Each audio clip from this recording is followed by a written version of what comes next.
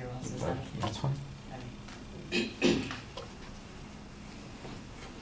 Okay, hello everyone, my name is Kizzy, and I'm here today to speak in regards to kneeling during the national anthem. So my major claim is going to be kneeling during the national anthem has been an effective form of protest. And my supporting claims comes from the Atlantic Star, an article called Psychology of Protest, and there are other articles out there, there's a tons actually, in regards to what makes an effective protest. So the common three things that I saw as a repeat as you go on through all the information that I found is 1, organization, 2, the platform and the message and the potential for growth and expansion, and also the peacefulness of the protest all take a major part in stating whether or not the protest is effective or not effective. So that is going to be what we focus on today.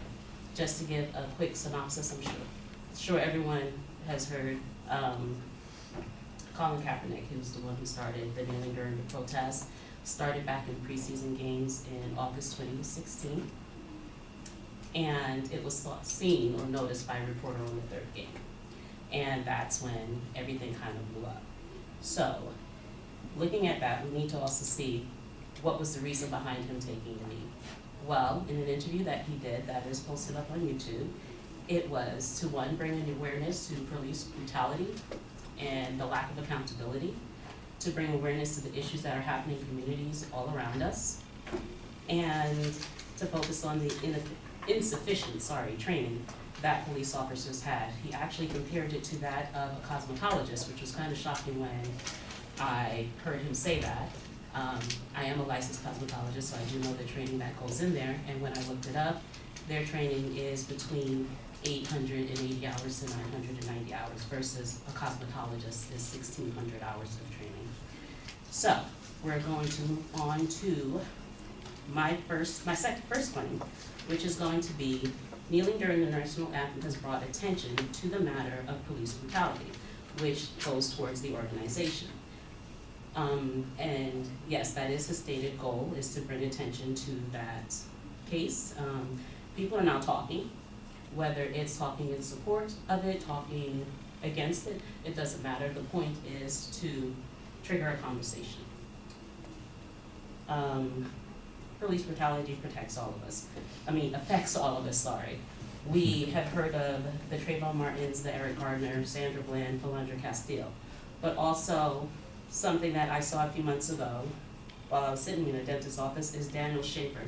Daniel Shaver is a young Caucasian family man, pest control, living in Arizona. He was actually in business on Arizona in a hotel room for an incident that actually did not involve him directly. It was indirectly. Of something that someone thought. He was shot dead in a hotel room, in the hotel hallway, sorry. And you'll have to watch it because I don't have time to go into all of it, but you'll have to watch it to see how it affects. So I'm just saying that to say it's not a race thing, it's not an ethnic thing, it's not a male thing, it's not a female thing, it's an us thing, it's not the others, it's us. So the reason to support or why he's doing this is to bring it to us so we can deal with it as a nation. Change cannot be made unless you're aware of the problem. There's a saying that says if the tree falls in the forest and there's no one around to hear it, does it make a sound? The answer scientifically has been proven to be no, because in order for there to be a sound, there has to be someone there to receive the message. So he is bringing the message to the people.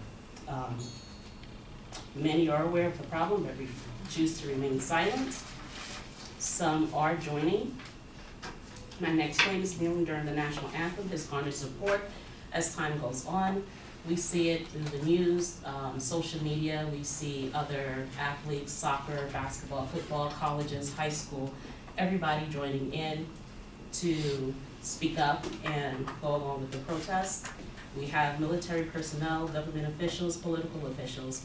The Washington Post does have our article that shows 2016 and 2017, there has been no fluctuation in the amount of police violence. It hasn't really gone up too much, hasn't gone down, but we are seeing a change in the way that the cases are being handled. We're seeing a change in the way that people are eventually being punished. David Shaver, the guy that I shared with you, he did unfortunately get off on the charges in court. However, he was later fired once his higher-ups went back and they reviewed the information themselves. So that to me says that the talking is making things happen. The talking is letting you see that there is a problem and that we need to deal with it. Kneeling during the national anthem is a peaceful protest and does not inspire violence. This is one of the main focuses that I saw as I was researching this. Being peaceful while you're protesting, because it allows people to listen. We have an example of an extreme protest in Charlottesville, North Carolina, where the riot broke out. It began as a protest, ended in a riot. People died and lost their lives. That did nothing for people to hear their problem because you're a person and you kind of shut it out. When it's a nonviolent protest, however, you more likely gain allegiance. If they don't actually fully agree with you, they can at least hear you and understand where you're coming from.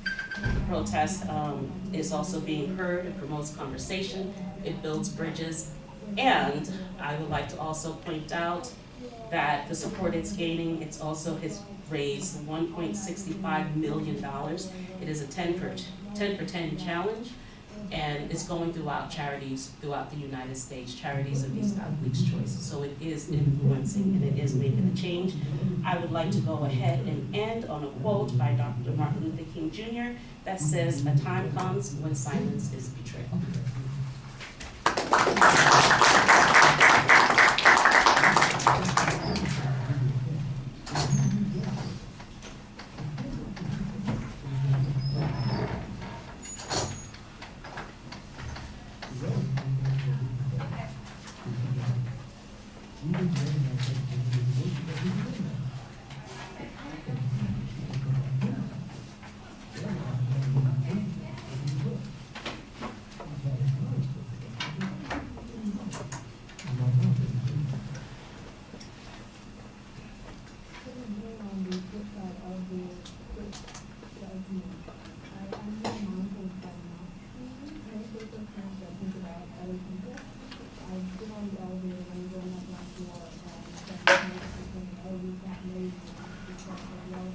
All right, the subject is identified. I think you could probably use the Colin Kaepernick story as your attention device at the beginning to give us a little bit more context. But the proposition is clearly identified at the beginning of the speech. You've got this kind of definition of what you mean by effectiveness at the beginning, and you organize it. It's organization, it creates a platform, it's peaceful.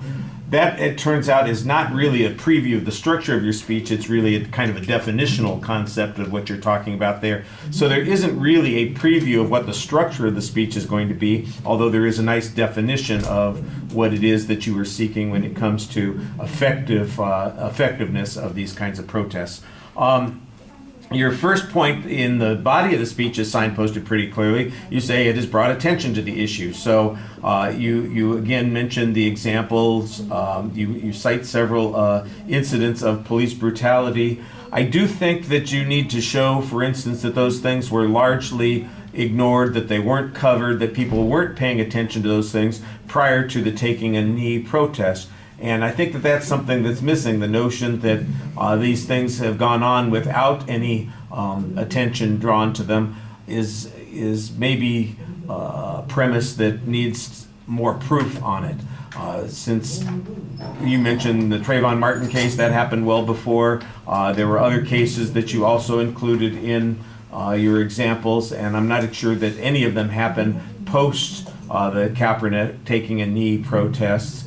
And I had heard of most of them ahead of time. So the question then becomes, what is it that we didn't get? Why were they, did they just fade from consciousness? Or is it that we need to address it as a national thing as opposed to an individualistic thing?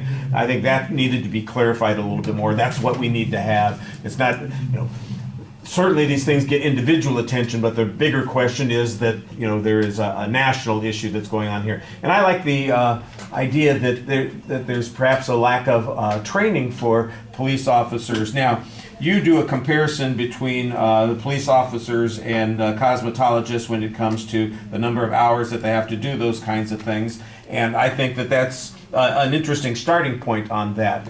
I don't know that those hours, I don't know where that comparison came from. That's information that you need to give us, tell us, give us, yeah, but nobody else heard it, So that's one of the things that needs to be in the speech. I'm sure you've got it in your bibliography someplace. I didn't think you pulled it out of your ear, like a magician saying, hey, here's a quarter. I know that you got the information from someplace, but you want to present it to us so that we know, according to the California Code for cosmetologists, they have to serve 1,600 hours of preparation before they are licensed to do these kinds of things. And the Los Angeles Police Department only requires that officers do 800 hours of training before they're given a gun and sent out on the streets, and that sort of thing. So that would give me some idea about where that information came from. And for example, if it's nationwide that it's that way, that would make it a little bit more consistent. My guess is that there's plenty of variation from place to place as to what the rules are,